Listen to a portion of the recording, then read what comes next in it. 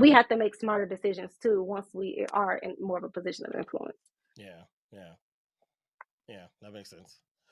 Um, Jimmy Valentine says in the chat, a different challenge is that the resources are not as readily accessible, available and accessible to people of color in their own communities.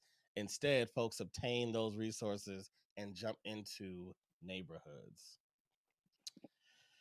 I agree with Unfortunately, that. very true. Unfortunately, I very agree with true. that. But we've kind of dealt with that in our own way because you always have the X factor of children. Hmm.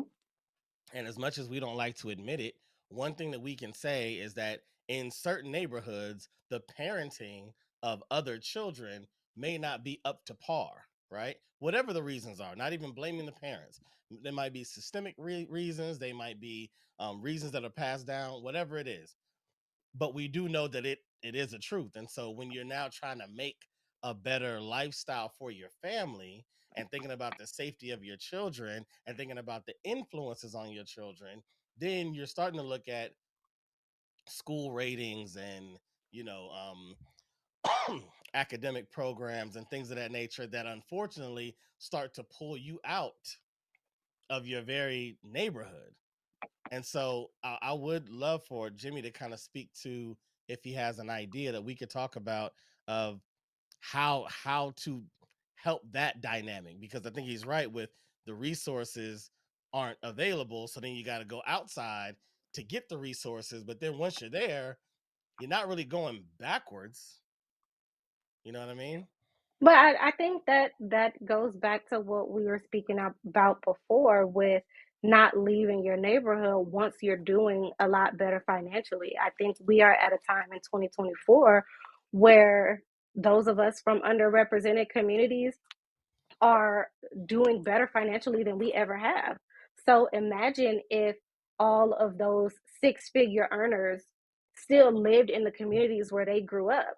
Now you can pool some of your resources to help others open businesses. You can put money into your schools. But I think, too, to your point about um, discipline of other children, we also got away from the way that our parents grew up with a village raising all of the kids. So nowadays, you can't say anything to anybody else's children.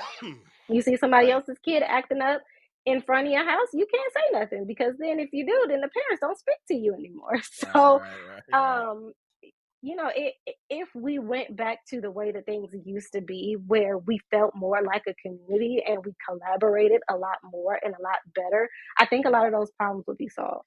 Yeah, yeah.